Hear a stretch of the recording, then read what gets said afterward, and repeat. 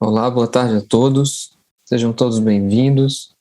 Obrigado por participarem de mais um evento de promoção de saúde da Secretaria de Serviços Integrados de Saúde do MPF.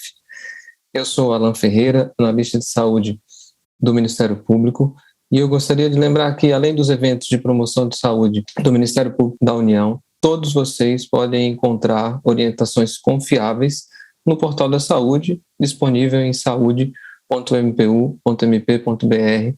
Esse link também já está aqui no chat do nosso evento de hoje. O diferencial dessa página é que todos os conteúdos publicados são produzidos por profissionais de saúde, especialistas na área, diferentemente do que ocorre em muitos casos no ambiente virtual. O nosso evento de hoje terá, no máximo, 1h30 de duração e tem como objetivo orientar os integrantes do MPF sobre o diagnóstico e o tratamento de nódulos na glândula tireoide.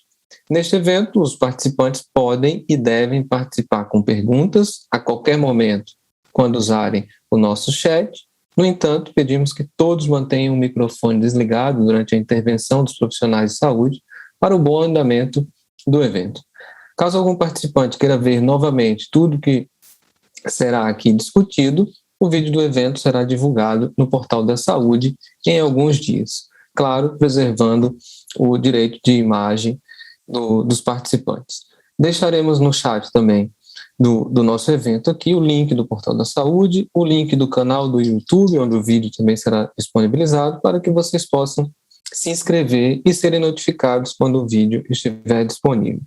Além disso, o Dr. Alexandre, que participa conosco aqui, preparou um texto com mais orientações sobre o tema e um resumo, um guia dessas orientações será disponibilizado, esse link também será disponibilizado no chat do nosso evento durante a conversa com o médico. Para encerrar então esses avisos iniciais e começarmos o evento, eu gostaria de pedir que todos os participantes preencham um formulário de participação, pois as informações que nós coletamos aqui vão ajudar a Secretaria de Saúde ainda mais na realização de ações de promoção e de assistência em saúde. Mais uma vez, o link para esse formulário também será disponibilizado no nosso chat durante o evento. Bem, a nossa roda de conversa hoje é sobre nódulos tireoidianos, seu diagnóstico e seu tratamento, e está aqui conosco o Dr. Alexandre Azevedo Cunha, que é médico endocrinologista da PGR. Bom evento a todos. Fique à vontade, Alexandre. Bom, boa tarde a todos, é um prazer grande estar aqui com vocês.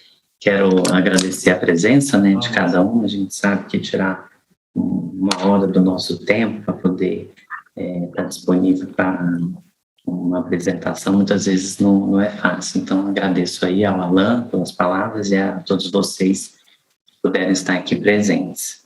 Bom, então vamos falar hoje um pouquinho sobre os nódulos tireoidianos. Antes da gente entrar no tema da apresentação, a gente vai comentar um pouco sobre a tireoide, Então, a gente sabe que a tireoide é uma glândula, que está localizada na região do pescoço, abaixo aqui da laringe e acima da linha das clavículas, A palavra tireoide, ela vem do grego e é uma aglutinação de dois termos, O tireois, que é escudo, e oides, que é em forma de, justamente pela forma em escudo que a tireoide tem, Muitos falam também nesse formato borboleta. A tireoide, ela tem 3 regiões, Um lobo direito, um lobo esquerdo e a região central, que une os 2 lobos, que é chamada de istmo. A descoberta da tireoide ocorreu no ano de 1656 por Thomas Wharton, e naquela época acreditava que a tireoide tinha apenas uma função meramente estética, de modelamento aí do pescoço. Bom, a tireoide, como grande parte conhece, ela produz 2 hormônios, a triodotironina, que é o T3, e a tiroxina, que é o T4, e esses hormônios têm a função principal de regular como o corpo utiliza e armazena energia. Existem outras funções, mas a principal delas é essa daqui mesmo. A tireoide, ela é controlada por uma outra glândula que é chamada de hipófise ou pituitária, que é uma glândula que está na base do crânio. É uma glândula mestra. Essa hipófise ela acaba controlando diversas outras glândulas no organismo, como os ovários, os testículos, a adrenal e por aí vai.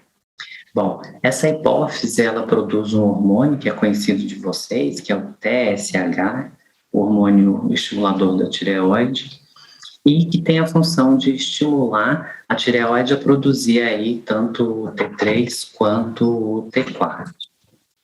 Bom, muitos perguntam, né, qual que é o termo certo? É tireoide ou tiroide? Na verdade, as duas nomenclaturas são aceitas, né? A primeira é mais difundida e é a que eu costumo utilizar, né? Aqui apenas como curiosidade, para que vocês tenham um pouquinho de história, em 1909 o Dr. Kocher, que era um fisiologista suíço, recebeu o Prêmio Nobel de Medicina pelas descobertas relacionadas à tireoide, tanto em relação à sua fisiologia, quanto patologia e até mesmo sobre a cirurgia da tireoide. Bom, eu quis colocar esse slide aqui para comentar sobre as paratireoides, que é uma dúvida comum no consultório. As paratireoides são glândulas totalmente diferentes da tireoide, né? Na verdade, ela tem esse nome porque estão localizadas aí juntinho à tireoide, são em número de 4, e a função dela é controlar os níveis de cálcio no sangue, por meio da produção de um outro hormônio, que aqui é o PTH. Então, só para a gente fazer essa diferenciação entre tireoide e paratireoide. Bom, entrando propriamente aqui no tema da apresentação, os nódulos tiroidianos, representados aqui nessa figura, são um achado bastante comum na população, né? Descrito que até metade de todas as pessoas tem pelo menos um nódulo no tireoide ao longo da vida, né? E a maioria das pessoas não sabe disso, né? Esses nódulos, eles são muito comuns em mulheres, cerca de 8 vezes mais comum nas mulheres do que nos homens, e tem uma prevalência também aumentada com os idosos. Então, à medida que a idade vai avançando, a chance da gente ter um nódulo tireoide aumenta também. Bom, eu quis trazer aqui 2 figuras extraídas, né, de um livro de medicina, até a referência cortou aqui embaixo, mas só para exemplificar, um nódulo volumoso na tireoide, né, aqui no lobo direito, e nessa outra imagem aqui também representando, pegando aqui a parte central, e acho que na dúvida abarca um pouco mais da região central. O fato é que esses nódulos volumosos desse jeito aqui estão cada vez mais difíceis de se encontrar, né? Na verdade, no consultório que a gente tem visto, que tem aparecido, são nódulos muito pequenos, geralmente nódulos que não são palpáveis, né? E que são diagnosticados aí por outros métodos de imagem. Bom, então todo mundo pergunta, né? Por que é que os nódulos aparecem, né? Qual que é a explicação para isso? E, na verdade, o mecanismo de formação dos nódulos, ele ainda não é bem compreendido, infelizmente, né? Existem alguns fatores causais que estão relacionados, como a ação do TSH, ou a ação de alguns fatores de crescimento e até mesmo de mutação genética, mas a gente não tem ainda um mecanismo fisiopatológico muito bem estabelecido. Então, aqui ainda tem mais perguntas do que dúvidas em relação à origem aí dos nódulos na tireoide. Tá certo? Bom, então, qual seria a grande importância no manejo dos nódulos tireoidianos, né? Que é o que a gente procura responder. Justamente descartar a possibilidade de um câncer, né, nesse nódulo. Então, aqui é um alerta que eu faço, né, dos pacientes que têm nódulo de tireoide, a preocupação do paciente, obviamente, no médico que atende esse paciente, tentar acalmar o paciente ou confirmar a informação de que aquele nódulo representa ou não um problema, né? E no caso aqui, uma neoplasia que pode ser maligna, tá certo?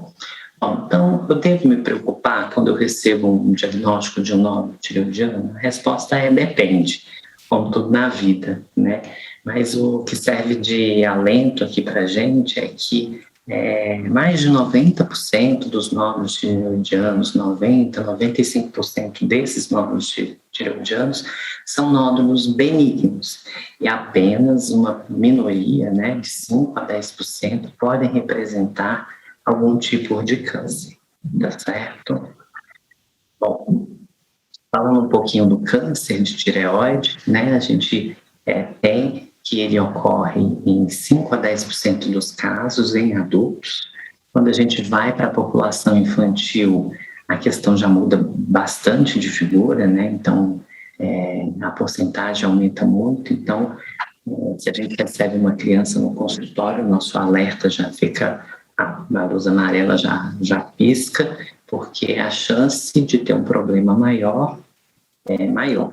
Tá certo? E um fato interessante é que esses percentuais de risco de malignidade, eles não diferem muito se a glândula tem um único nódulo ou múltiplos nódulos, tá certo? Eu não sei se tá todo mundo escutando, Alan, eu não me deu nenhum feedback, acho que tá tudo ok, né, Alan? Sim, Alexandre, perfeito. Ok, obrigado. Bom, então, tem um nódulo de tireoide, o que fazer? Né? Essa é a primeira pergunta. Bom, então, a primeira coisa a fazer é procurar uma avaliação médica. Inicialmente, pode ser um médico clínico que vai fazer uma avaliação inicial e se ele não se sentir confortável com o segmento e o acompanhamento, ele vai encaminhar para um especialista que é o endocrinologista. Bom, e o que é importante nessa avaliação inicial? Existem alguns fatores que podem interferir no risco da malignidade, né? Isso é importante a gente escutar o paciente e fazer uma história clínica bem feita. Eu comentei há pouco que os nódulos em mulheres são muito mais comuns, né? 8 vezes mais comuns. Mas o risco de malignidade no sexo masculino é muito maior. Então, quando a gente recebe um paciente do sexo masculino com diagnóstico de nódulo tireoidiano, a gente já também aqui fica um pouco mais alerta, porque o risco, né, de ser uma lesão maligna é maior. A idade também é um fator muito importante, já comentado, né? Crianças têm um risco maior, mas também os adultos jovens, né? Aqueles com menos de 30 anos, possuem um risco maior né, desses nódulos albergar uma neoplasia maligna. Tá? É importante a gente saber o histórico de doenças do paciente, né, principalmente relacionada a outros problemas de saúde e se teve tratamento com radioterapia na região da cabeça e pescoço. Eu acabei não colocando aqui, mas pessoas com risco ocupacional, né, técnicos em radiologia, dentistas que antigamente faziam muito raio-x no consultório e que muitas vezes não protegia a região da tireoide, também são pessoas que têm um risco um pouco maior do que a população normal em relação ao desenvolvimento aqui, não dos nódulos tireoidianos, mas no aparecimento do câncer de tireoide. Tá certo? E é claro, a gente precisa saber o histórico familiar desses pacientes. Então, para as pessoas que têm parentes de primeiro grau que tiveram câncer de tireoide, essa informação é muito importante de ser dita durante a consulta. Bom, e uma pergunta que é muito comum: doutor, e os nódulos da tireoide, eles provocam algum sintoma, né? De maneira geral, a resposta é não, né? Os nódulos tireoidianos, eles têm uma evolução, na maior parte das vezes, insidiosa e assintomática. Frequentemente, eles são descobertos no exame clínico de rotina, ou até mesmo acidentalmente aí, através da avaliação de imagem da região cervical, Por exemplo, um paciente que foi fazer um Doppler de carótida, e aí, durante o exame, o médico que estava fazendo, olha, tem um nódulo aí na tireoide, é preciso checar. Ou outros exames de imagem dessa região. Bom, a maior parte dos nódulos são assintomáticos, mas aqui eu faço um outro alerta, né? Que a presença de sintomas locais podem levantar a suspeição de malignidade. Então, o paciente, muitas vezes, ele relata isso para a gente. Doutor, eu tinha um nódulo na tireoide ou na região cervical e, de repente, esse nódulo cresceu. Ele estava quietinho e, de uma hora para outra, teve um crescimento rápido. Então, é um dado importante. O aparecimento de alteração no timbre da voz, com rouquidão, também é um dado que levanta uma maior suspeição, tá certo? E a disfagia, que é a dificuldade ou dor, a deglutição, também é um dado importante, tá certo? Mais uma vez, reforço aqui que nenhum desses achados dá o direito da gente dizer que é um câncer, né? Então, é mais para a gente poder levantar ou investigar um pouco mais a fundo esses nódulos, mais uma suspeição mesmo. Bom, e o exame físico? O exame físico é importante, eu coloquei aqui essas duas figuras, porque ele pode ser feito tanto com o médico atrás do paciente, como a palpação ser feita com o médico em frente ao paciente. E o que a gente vai procurar nessa palpação? Principalmente as características do nódulo, né, o tamanho, se é mais de um, qual é a sua consistência, se eles são móveis, se o paciente sente dor, a palpação ou não, e se tem presença de línguas, que são aquelas adenomegalias na região cervical. E mais uma vez aqui, existem alguns achados que ajudam, né, o médico ao raciocínio clínico, né, e que são achados que podem sugerir a presença de uma neoplasia, como, por exemplo, nódulos que são muito endurecidos, pouco móveis à deglutição, que vem junto aí com um linfonodozinho palpável ou que provoque alguma alteração aqui na questão da voz, certo?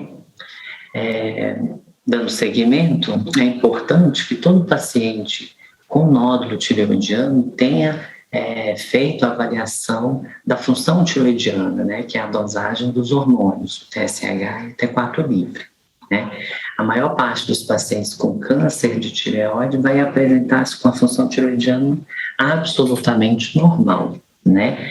E aqui é curioso, mas o achado do hipertireoidismo, que é quando a glândula tireoide produz hormônio em excesso, fala muito contra o diagnóstico de uma neoplasia maligna. Então, encontrar um hipertireoidismo no paciente que tem suspeita de um câncer de tireoide é até um achado bom, que é muito provavelmente aquele nódulo não é maligno, tá? A gente utiliza alguns exames, né, de cintilografia que avalia se esse nódulo é produtor ou não de hormônio, tá certo? Vamos lá. Bom, falando um pouquinho aqui agora sobre a ultrassonografia de tireoide, né, que a gente também fala ecografia de tireoide. É o melhor exame para fazer a avaliação dos nódulos tireoidianos, tá certo? Inclusive, ele é superior a outros métodos mais sofisticados, como a tomografia ou a ressonância. Às vezes, no consultório, o paciente fala assim, doutor, pede logo uma ressonância, uma tomografia. E aí a gente explica que, na verdade, a ecografia é o melhor exame para a avaliação desses nódulos, tá certo? Bom, então, quando a gente deve fazer uma ecografia de tireoide? Quando houver a suspeita, né, da presença de um nódulo, que pode ser detectado aí ou pela palpação, né, no exame físico, ou quando o paciente já tem diagnosticado o nódulo por outros exames de imagem, como eu citei aí, tem acontecido muito comumente vindo caminhado do cardiologista que fez o Doppler de carótida. Aqueles pacientes que têm a história familiar de câncer de tireoide, então a gente pode solicitar, mas aqui eu faço uma ressalva que, se a gente tiver tempo para discutir na roda, a gente vai explicar por que não é recomendado a gente pedir ecografia de tireoide para todo paciente que vem no consultório, certo? Então, aqui, a solicitação era muito prescrita antigamente, né? Entrava no consultório do endocrinologista, já saía com pedido de ecografia de tireoide. Isso mudou nos últimos anos e mais para frente a gente pode comentar um pouquinho disso.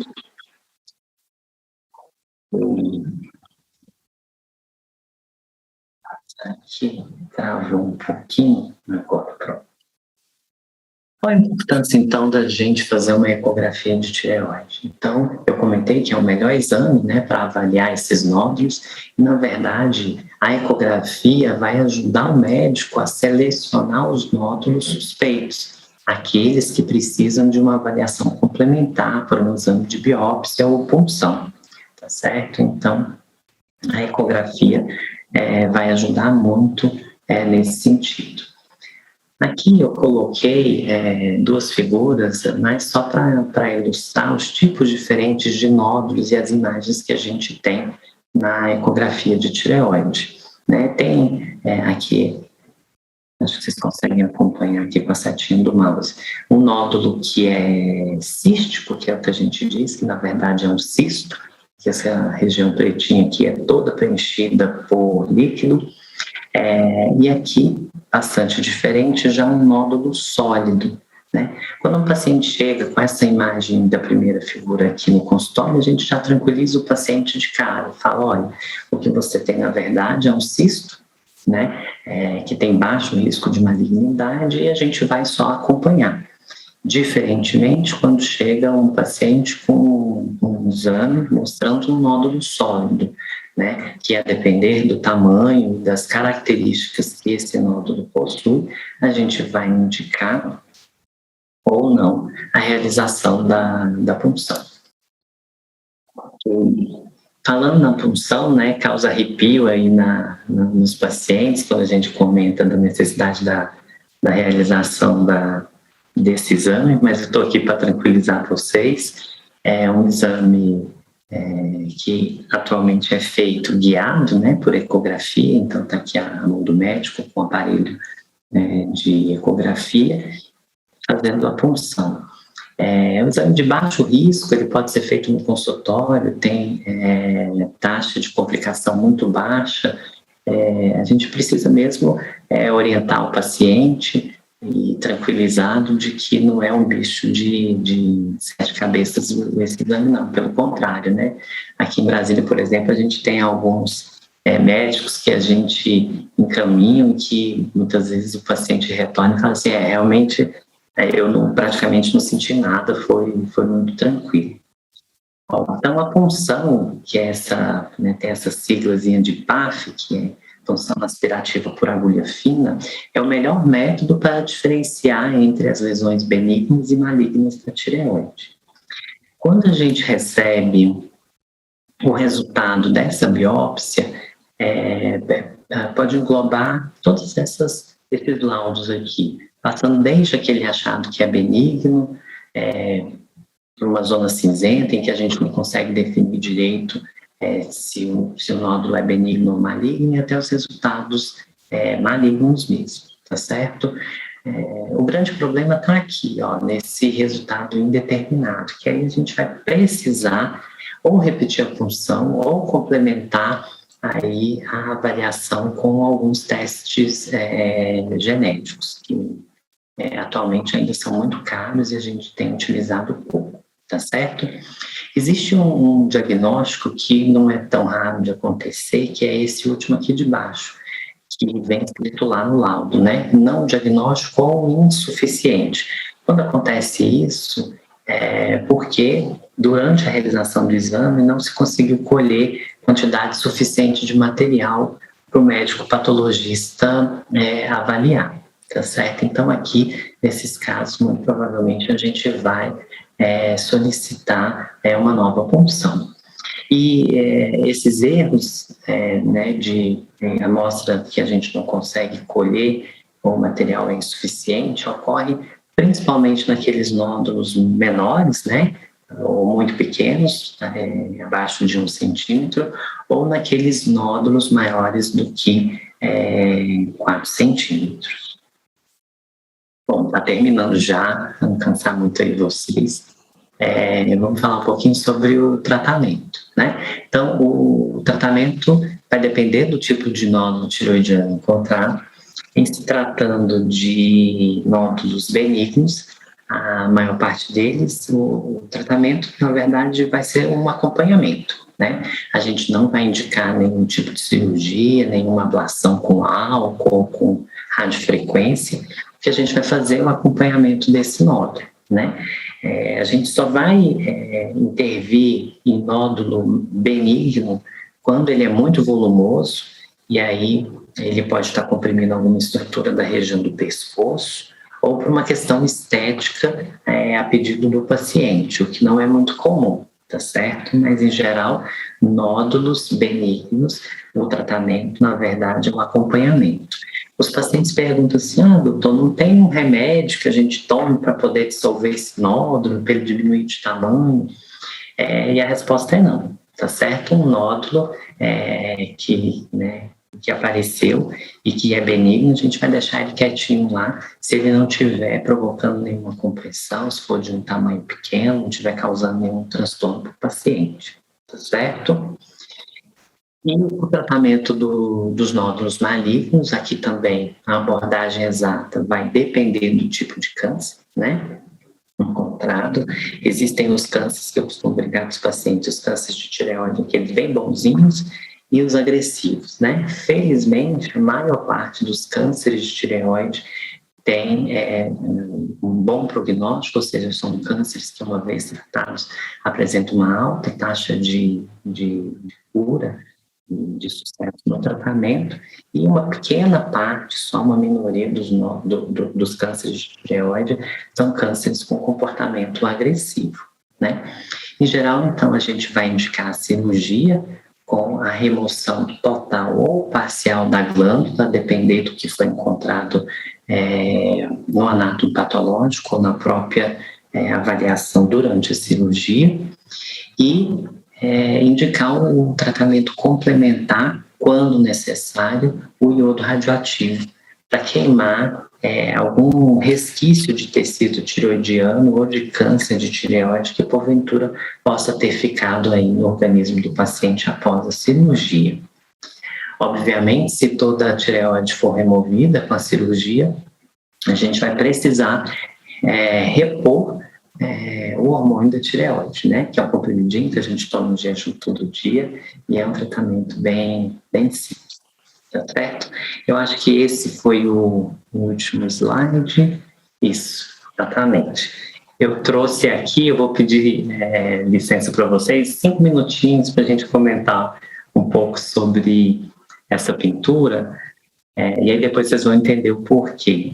Na verdade, não é uma pintura, é um afresco, né? Ou seja, uma pintura feita numa parede, datada aí dos anos de 1400 e alguma coisa, não tem a data precisa do ano em que ele foi feito. O artista que pintou chama Piero della Francesca, é um italiano nascido na cidade de Borgonha, que depois se radicou para Florença. E aqui ele traz e retrata de uma maneira pouco usual a Virgem Maria, né? Então aqui a gente está acostumado a ter os retratos da Virgem Maria ou segurando o menino Jesus ou num estado não gravídico. E aqui ele traz a Virgem Maria gestante, né? Ela já estado até avançado de gestação, que ela coloca a mão na barriga, está com a coluna um pouco inclinada, né? Muito provavelmente apresentando algum desconforto aqui em relação à gestação.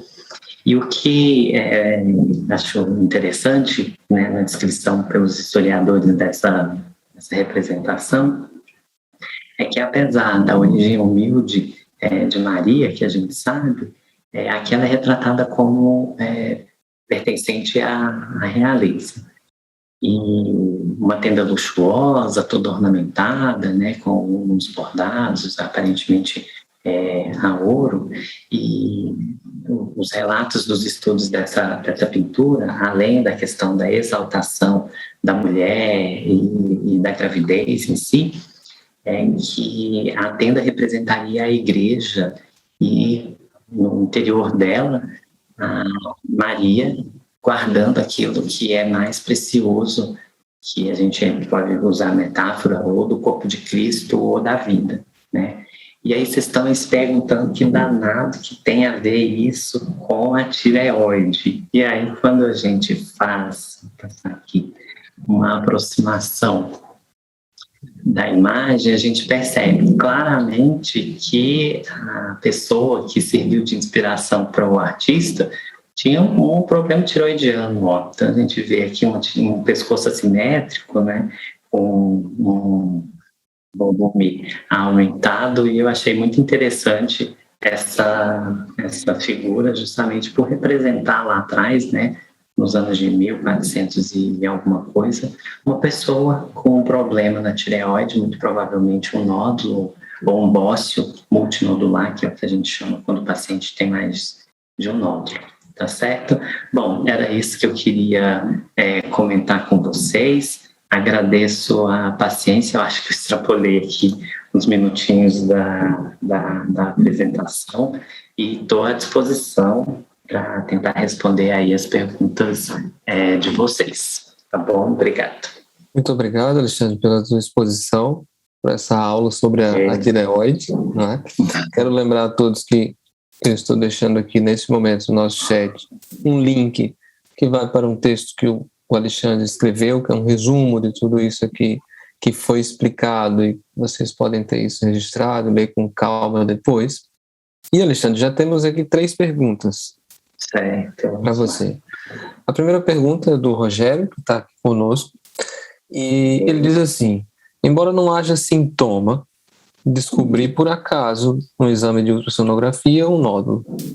Foi solicitada a punção e o resultado foi a classificação Bethesda 4, nível 4, acredito que seja isso. Suspeita de neoplasia folicular em dezembro de 2019. E aí ele pergunta: é importante retornar para verificar se houve evolução? Existe outro exame que dá mais exatidão? E se é necessário retirar a glândula? Certo, boa tarde. Você não pegou alguma coisa aí, só avisar que eu repito. São 3 perguntas. É uma pergunta difícil da gente responder, mas realmente, comentei, né, que a punção é o melhor exame para tentar diferenciar as lesões benignas das lesões malignas, mas tem algumas pegadinhas aí nesse meio. As lesões foliculares, elas não permitem que a gente dê o diagnóstico de malignidade ou de benignidade pela punção, infelizmente, tá certo? Então, aqui existem algumas opções que você precisa fazer. É um diagnóstico que não dá certeza de que o nódulo realmente é maligno, e a gente precisa definir melhor qual vai ser essa conduta. Então, existem alguns testes moleculares, né, que podem ser feitos, são muito caros, não tem cobertura pelo plano de saúde, e em alguns casos ele pode ajudar, mas ele não consegue definir para certas situações, e aí teria que ver caso a caso, com 100% de segurança se aquela lesão é benigna ou maligna. Então, aqui, a gente, sempre que tem esse resultado inconclusivo, a gente opta, muitas vezes, por ou repetir a punção, tá certo? Ou encaminhar esse paciente para uma lobectomia, que seria uma cirurgia com uma retirada da região acometida e realização da biópsia de congelamento durante o ato cirúrgico, né? Então, vai um patologista para o centro cirúrgico, junto com o cirurgião, é retirado essa lesão, feita uma análise ali durante a cirurgia, e se o patologista perceber que realmente trata-se de uma lesão maligna, a gente acaba completando a cirurgia, retirando toda a glândula, tá certo? É uma situação que não é muito comum, mas que pode acontecer, e aí, nesses casos, tem que ter o acompanhamento, sem dúvida, né, que é uma das perguntas que você fez, e a gente vai ter que adotar um dos caminhos, ou partir para testes genéticos, moleculares, que vai tentar ajudar a gente a montar esse quebra-cabeça e definir se esse nódulo é maligno mesmo, ou ir para uma cirurgia, inicialmente parcial, com o apoio do patologista na sala operatória, para tentar definir exatamente se essa lesão folicular ela é benigna ou maligna, porque aqui realmente é uma pegadinha. As lesões foliculares, elas podem ser benignas e malignas, e a gente só define se a lesão é maligna quando tem extravasamento da cápsula. Aí é um detalhe bem técnico aí, um pouco difícil de explicar. Tá bom? Ou seja, eu não sei se eu respondi tudo. Eu penso que sim, mas acho que, ou seja, o mais importante é ele verificar se houve evolução. O mais importante é retornar ao médico, né, que está acompanhando, e definir esse quadro, né? Não pode ficar na indecisão, não. Tá bom? Muito bom. Se ficou alguma dúvida, Rogério, quando terminarmos aqui as perguntas do chat, você pode abrir o microfone e complementar, tá bem? Mais uma pergunta, Alexandre. A Maria Roseli, que também está aqui conosco ainda, falou que se for suspeito para carcinoma papilífero de tireoide, neste caso, é agressivo? O carcinoma papilífero de tireoide é o câncer mais comum da tireoide, né? Mais de 80% dos casos de câncer de tireoide são de carcinomas papilíferos, e é o câncer que tem o melhor prognóstico de todos. Eu vou até fazer uma brincadeira aqui. Quando eu era estudante de medicina, eu lembro isso perfeitamente, um professor falou, olha, se um dia você souber que vai ter câncer e puder escolher o tipo de câncer que você vai ter, nossa, pergunta maluca, ele diz, escolha o papilífero de tireoide, porque é aquele que tem melhor prognóstico, é aquele que a gente tem uma alta taxa de cura. Tá certo? Então, a resposta é que sim, é o câncer que tem o melhor comportamento, vamos dizer assim, dentre os cânceres de tireoide, tá bom? Muito bem. Alexandre, a terceira pergunta é da Caroline, e ela pergunta sobre a frequência recomendada para acompanhamento de nódulos benignos via ultrassom. Certo. Veja só, não existe uma receita de bolo, tá certo? A rigor, quando a gente identifica um nódulo e a gente acha que esse nódulo pode ser suspeito e faz uma biópsia, e a biópsia vem como resultado benigno, que geralmente vem pela classificação de Bethesda 2, o acompanhamento, na maior parte das vezes, ele é anual. Tá certo?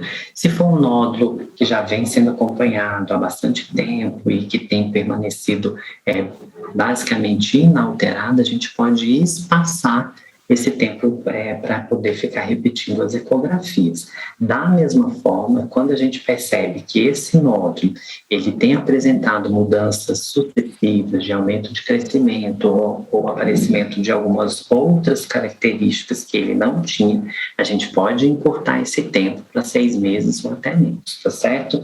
Então, aqui depende, tá certo? Mas, no geral, o acompanhamento é anual, ok?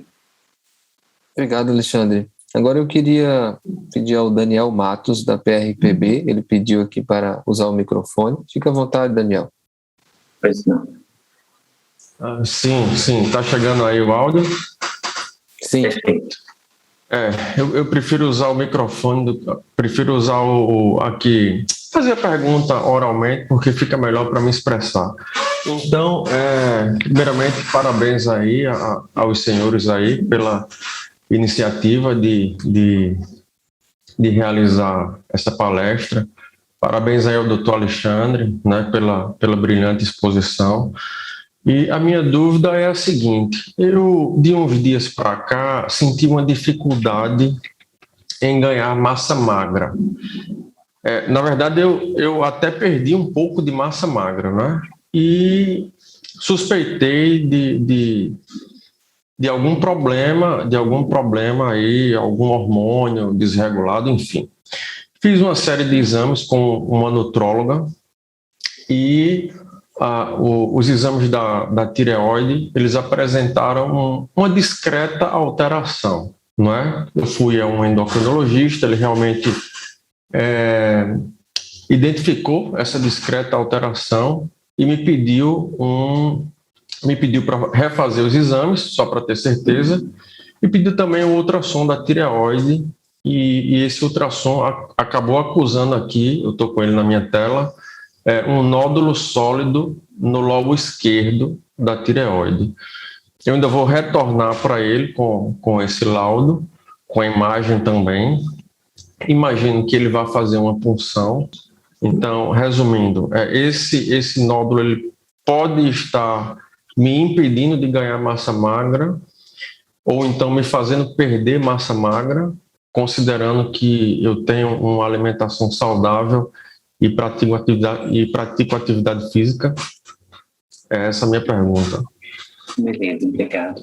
Entendido, Daniel. Na verdade, provavelmente não. Eu digo provavelmente porque, assim, a gente não está aqui com seus exames, né, para poder avaliar.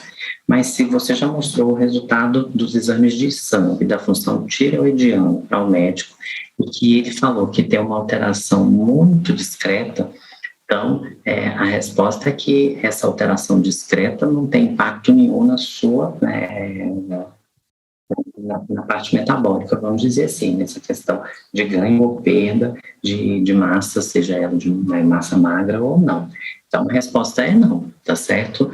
Só vai ter impacto nessa questão, alterações importantes, né? Muitas vezes a gente tem um hipotireoidismo subclínico ou hipertireoidismo subclínico, que pelo próprio nome já fala que não vai ter repercussão clínica, né? Ou seja, não vai ter nenhum impacto na sua saúde.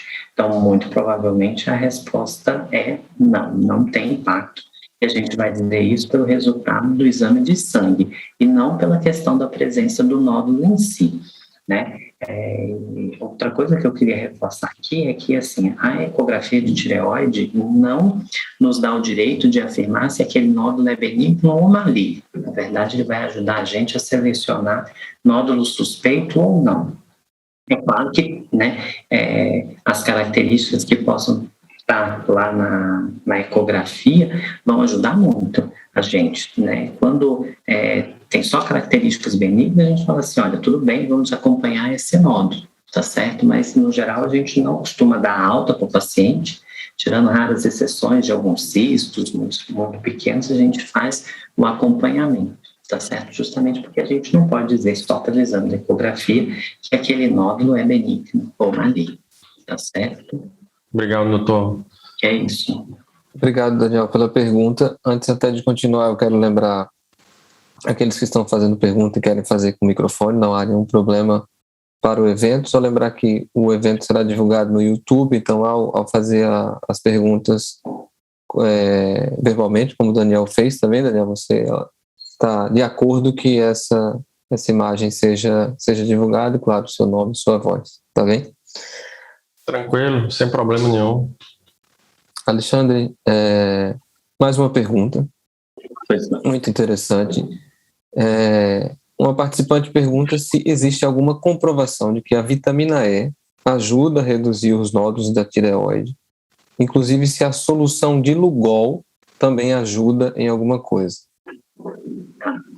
De maneira nenhuma, tá certo? Eu esqueci o nome. Não perguntou. É a Larissa. Larissa, então não, tá? Não tem evidência nenhuma de que vitamina E possa contribuir para a redução de nódulo tireoidiano, tá certo? Da mesma maneira que o uso do Lugol é perigosíssimo, né? Então a gente vê aí na internet alguns médicos recomendando o uso de Lugol, que na verdade tem iodo, né, em altas concentrações, e isso pode trazer um problema muito sério de saúde, com descontrole, desregulação da função tiroidiana. É interessante que o Lugol, ele pode provocar tanto hipertireoidismo, que é quando a tireoide produz um hormônio em excesso, quanto levar o paciente a um hipotireoidismo, dependendo da quantidade de Lugol utilizada. Então, por favor, não utilize Lugol, tá certo? A vitamina E, enfim, ela, na maior parte das vezes, nas doses que a gente vê aí na farmácia, não causa nenhum problema, ela tem ação antioxidante, então a rigor não teria problema de usar, mas não vai reduzir os nódulos, não, tá certo? Obrigado, Alexandre.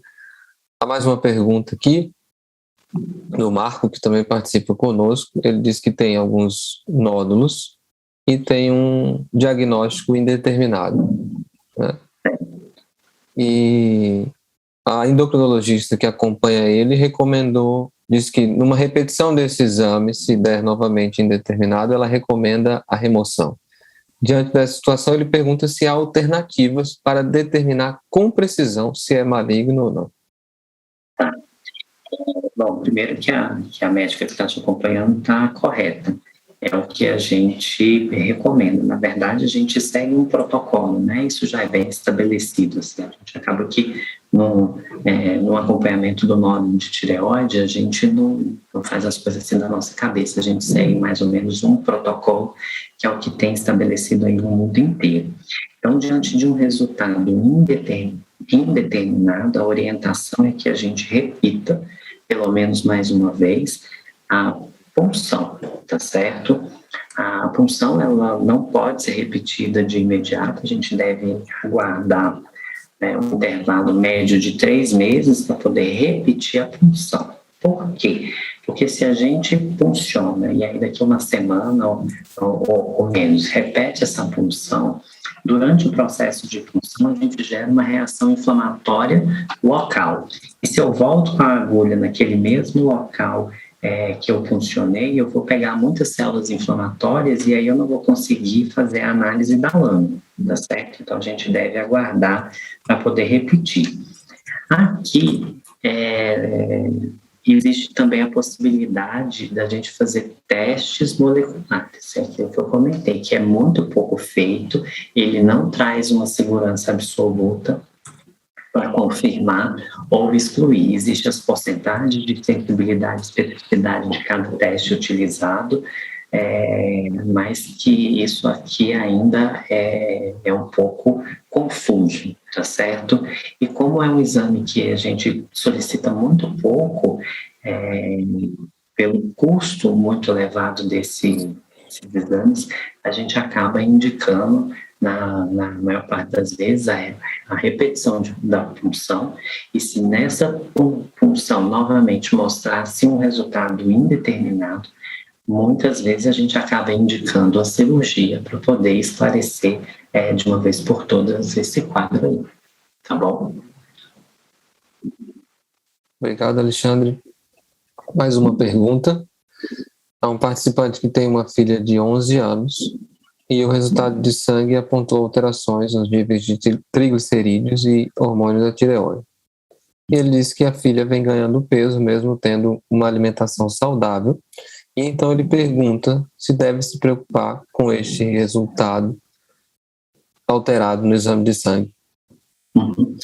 Se a função tireoidiana está alterada, então tem que procurar aí o pediatra que acompanha, né? A depender do grau alterado, a gente vai precisar tratar, principalmente criança, né? Que está em plena fase de crescimento e desenvolvimento, então está com a função tireoidiana adequada, ajustada, é muito importante, tá certo?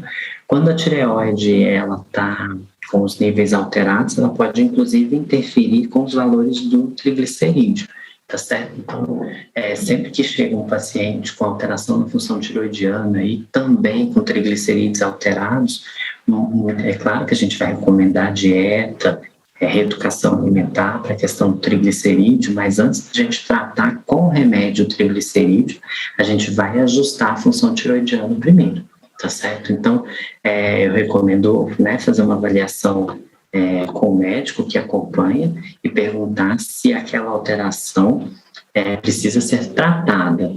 E se a resposta for sim, muito provavelmente vai contribuir, né, assim, a um médio prazo com a normalização ou a melhora nos valores dos triglicerídeos, tá bom? Muito bem. Alexandre, o Marco faz mais uma pergunta. Ele pergunta como é que fica o dia a dia de quem removeu a tireoide. O que a pessoa precisa fazer para tentar levar uma vida normal?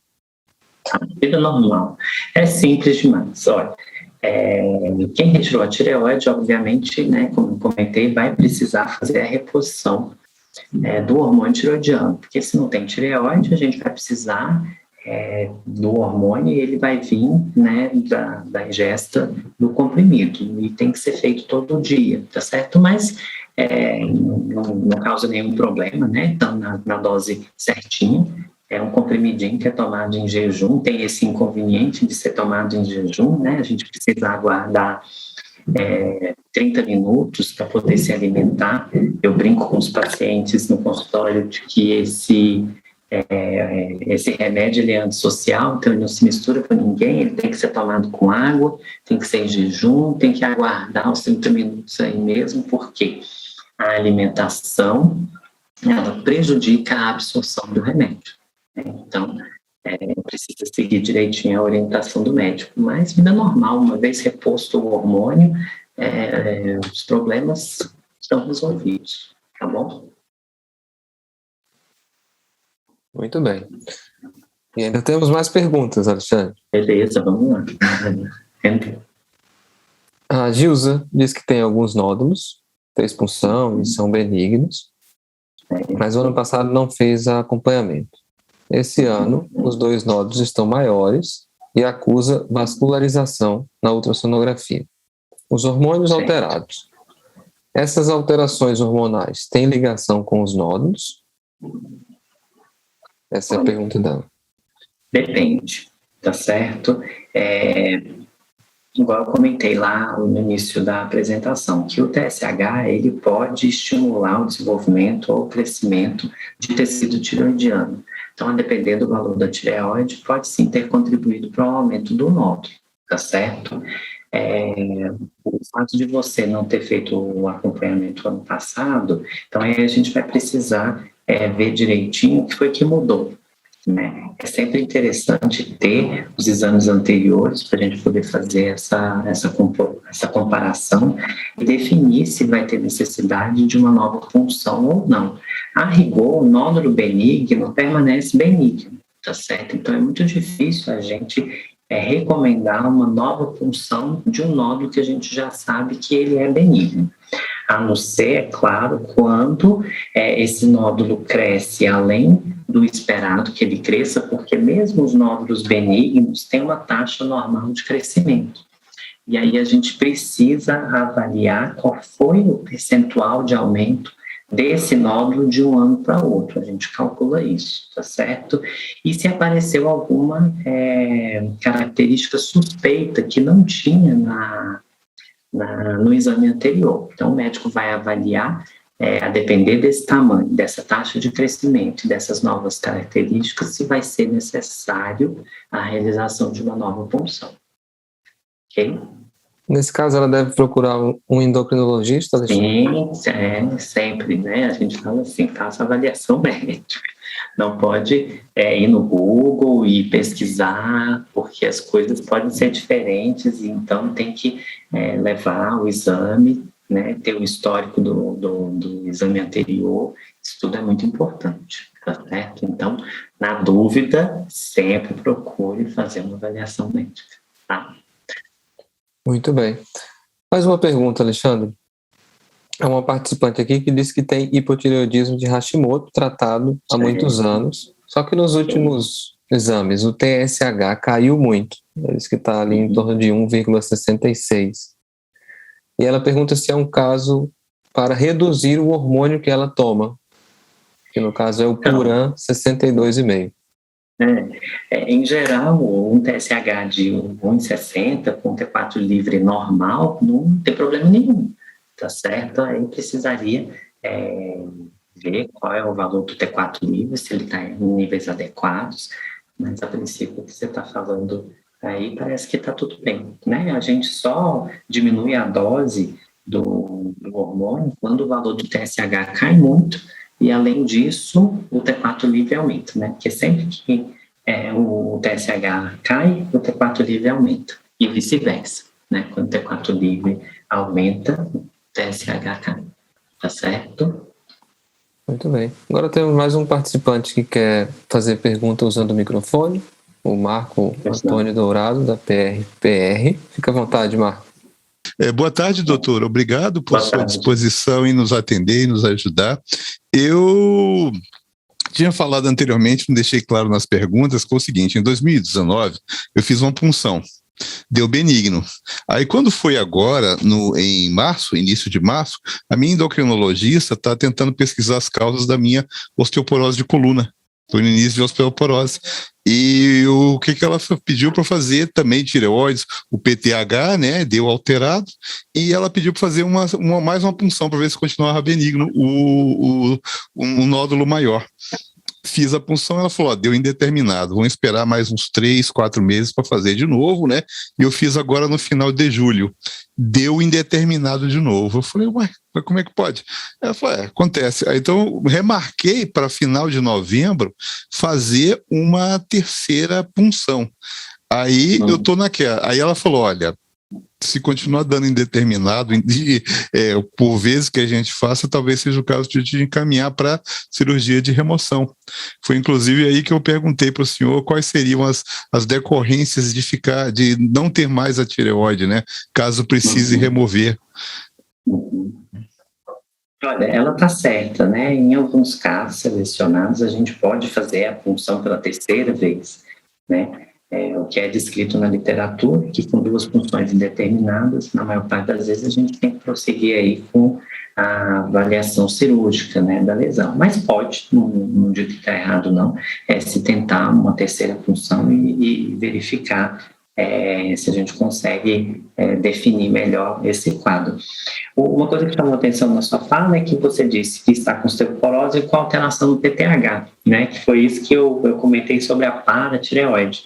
Que apesar de estar lá junto com a tireoide, tem função totalmente diferente e que faz justamente a regulação desse cálcio do osso e do cálcio do sangue para o osso e vice-versa. Então tem que checar direitinho se a causa dessa osteoporose é decorrente de uma alteração na paratireoide, que aí pode acontecer, né? Estão altos esses índices. Estão altos esses índices. Certo, por isso que eu estou falando. Então, tem que checar direitinho também a questão aí da paratireoide. Então, tem que voltar nela e perguntar, que ela vai com certeza saber te ajudar aí melhor. Só para concluir, doutor, essa questão, inclusive, da osteoporose de coluna, eu estou tomando risetronato de sódio já faz alguns meses para tentar reverter a questão da osteoporose.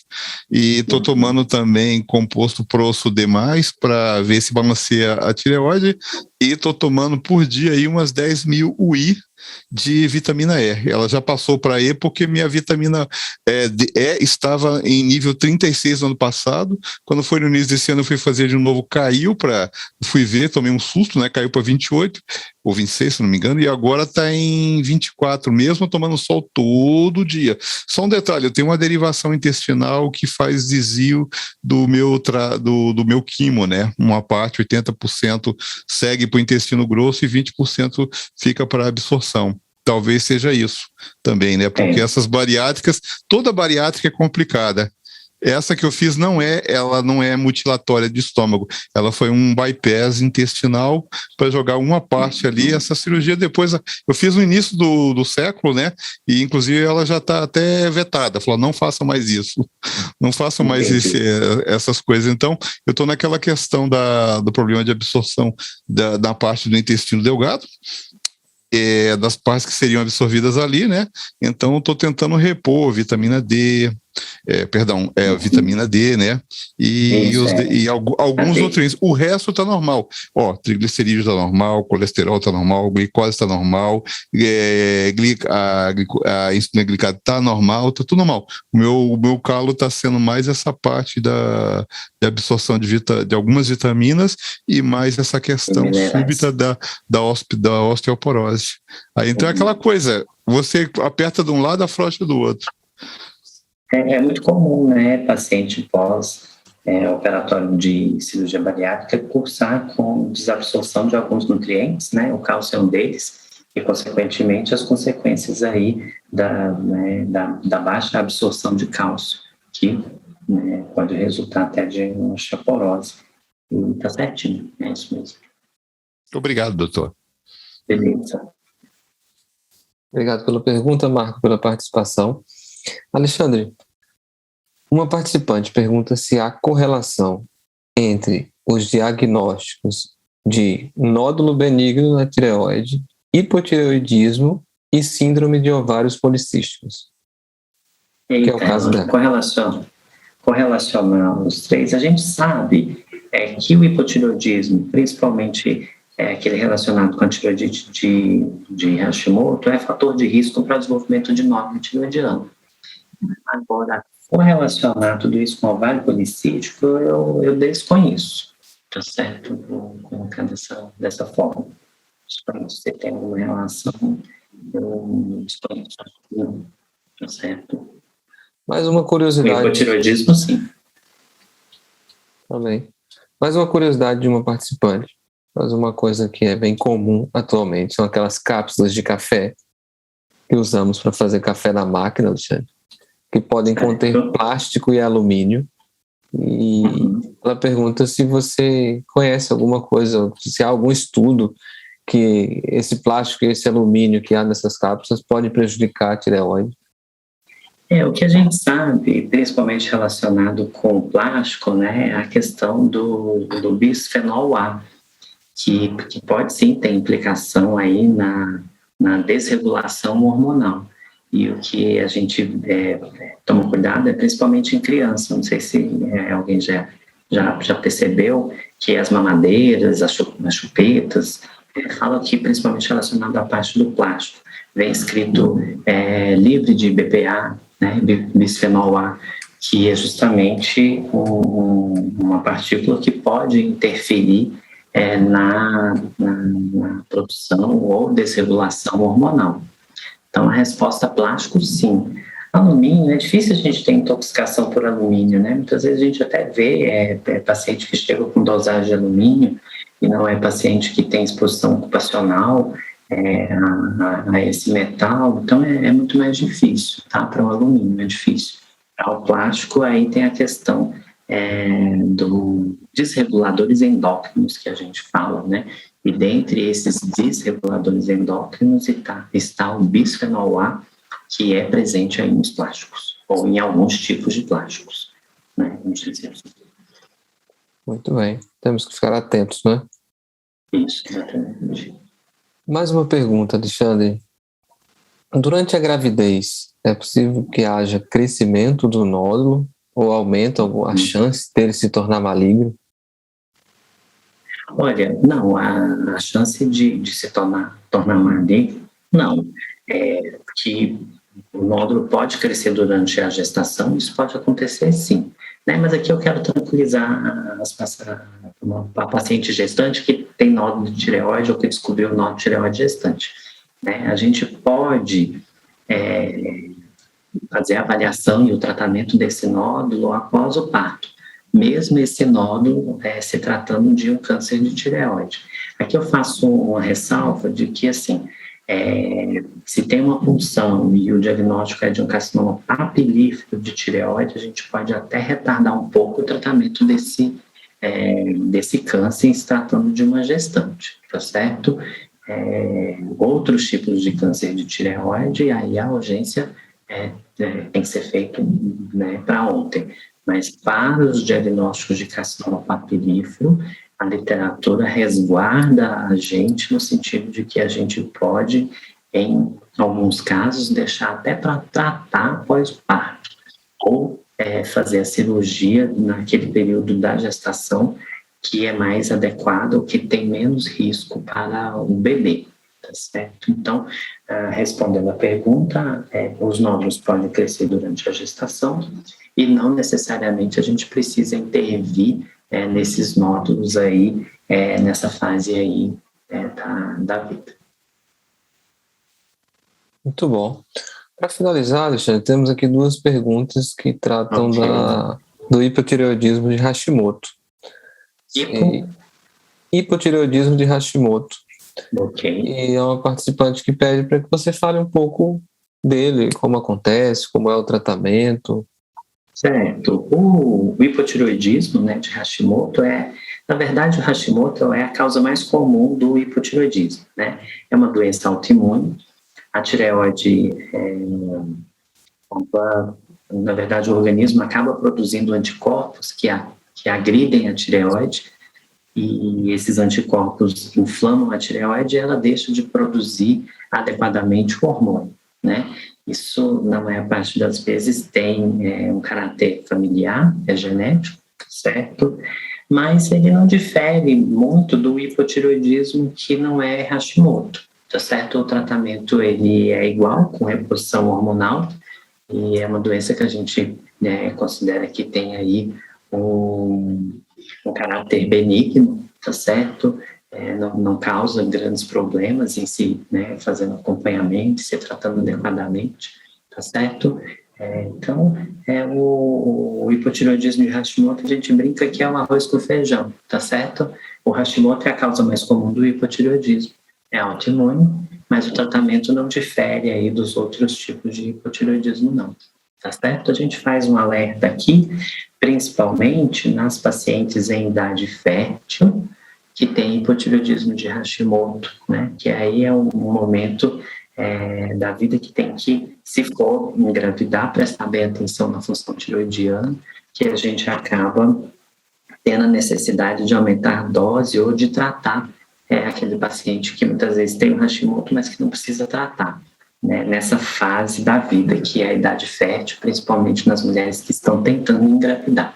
Então, sempre eu falo para os pacientes que acompanho que pensou em engravidar, tudo muda de figura, principalmente nas pacientes que têm Hashimoto, que aí a gente tem que prestar um pouco mais de atenção e deixar a função tireoidiana bem redondinha, para que não tenha nenhum problema na gestação. Muito bem. Para encerrar então, Alexandre, ainda sobre o Hashimoto, há uma pessoa que teve Covid em maio e disse que o T3 dela está 32 e o T4 está em 1,0. E ela T4 livre ou T4 total, sabe?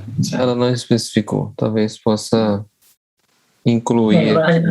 A gente está aprendendo muita coisa aí com esse Covid, né? E uma das coisas que a gente tem visto é a alteração na função tireoidiana pós-Covid, né? Com um quadro de tireoidite, que até onde a gente tem visto são quadros transitórios, né? Ou seja, o próprio organismo, à medida que o tempo vai passando, a tireoide vai se ajustando e a gente, na maior parte das vezes, não tem necessidade de tratar ou de manter o tratamento. Tá? Aqui como um quadro ainda que a gente está aprendendo, isso aí essas informações podem mudar. Tá certo? Mas é possível sim ter alteração na função tireoidiana pós-Covid. Pelo que eu estou entendendo, parece que o T3 está baixo e o T4 está normal, mas aí não sei se é o T4 livre ou se é o T4 total. Teria que avaliar também a questão do TSH, né? Que para a gente fazer uma avaliação completa da função tireoidiana, eu preciso aí do TSH também. Ela disse que está tomando o Puran, T4 e também o T3, 15 microgramas. Ela pergunta se é suficiente.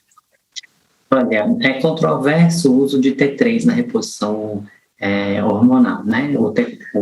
Na verdade, o T4 é um pré-hormônio e o T3 é o hormônio ativo. Então, é até perigoso a gente fazer uso do T3, a gente não recomenda, né? Principalmente quando alguém prescreve T3, são fórmulas que são manipuladas e eles são em microgramas E para errar um micrograma a mais, um micrograma a menos é bem possível e perigoso. Então, a recomendação assim, oficial, vamos dizer assim, da Sociedade de Endocrinologia é que a gente faça a reposição com o T4, que é a levotiroxina sódica, e que não utilize o T3. Tá certo? É claro, né? Tem alguns médicos que optam por fazer reposição com o T3, mas não é o que é mais recomendado atualmente, tá bom? Justamente porque o T3 já é um hormônio ativo, então você não precisa de nenhum processo no organismo que vai converter esse hormônio inativo no ativo, no caso T4. Então, à medida que o organismo vai precisando do hormônio, o T4 vai se transformando no T3. Se a gente já dá logo o T3 e às vezes a gente não está nem precisando daquele T3 naquele momento, então pode ser arriscado. Então não recomendo reposição com T3. Muito bom, Alexandre. E realmente agora, para encerrar, aproveitando o contexto do Covid, né? Tem uma pergunta da Cirlene aqui sobre o Covid, que diz: quem teve Covid precisa dar uma olhada nos hormônios, mesmo se não houve problema na tireoide antes? Olha, depende, né? Se é um paciente que já tinha um problema de tireoide e que notou mudança no humor, na disposição, no cabelo, no funcionamento do intestino, que aí engloba tudo, né? Tireoide, se a gente for falar, se mistura com tudo. Aí deve fazer sim uma avaliação da função tireoidiana. Não muito próximo do processo infeccioso, né? A gente pede pelo menos para o paciente aguardar aí 30, 40 dias depois de estar restabelecido, né? É muito comum, e é uma coisa que a gente aprende, é que a gente não deve fazer dosagem de hormônio tireoidiano na vigência de um processo infeccioso ou inflamatório, porque vai se alterar. Mas essa alteração, ela costuma ser transitória, tá certo? Então a gente precisa dar um pouco de tempo para o organismo se recuperar, para a gente poder estar dosando esses hormônios. Mas sim, na dúvida, a gente checa a função tireoidiana, vê se está tudo direitinho, tá certo? Principalmente aqueles pacientes que já tinham um problema de tireoide antes, tá certo? E aqueles que não tinham ou que nunca teve nenhum problema de tireoide, se notou alguma mudança clínica, alguma coisa diferente, aí acho que vale a pena fazer uma avaliação médica, não só por conta disso, mas também para poder checar outros problemas e outras coisas também. Tá? Muito bem, Alexandre, muito obrigado por todos os esclarecimentos. Conseguimos... Eu que agradeço a paciência aí de todos, né? Eu penso que foi muito instrutivo e interessante a todos. Conseguimos responder todas as perguntas. Isso também é muito bom, respeitando ainda o tempo. Eu queria avisar também, lembrar a todos que vocês podem encontrar um conjunto grande de informações como essas que foram discutidas aqui no Portal da Saúde, em saude.mpu.mp.br. Também deixo aqui o link onde vocês podem encontrar todos os contatos da Secretaria de Saúde, já que algumas pessoas perguntaram aqui sobre e-mails, etc. Também está aqui o link que vocês podem já salvar aí e ter este caminho. É importante que salvem agora, porque quando encerrarmos o evento, a sala, esse chat para os participantes vai desaparecer. Bem? Alexandre, obrigado novamente pela... Eu que agradeço a oportunidade. Eu agradeço a todos que ajudaram para que esse evento acontecesse. Boa tarde, bom dia. Joia, boa tarde a todos, um abraço. Até mais. Tchau, tchau.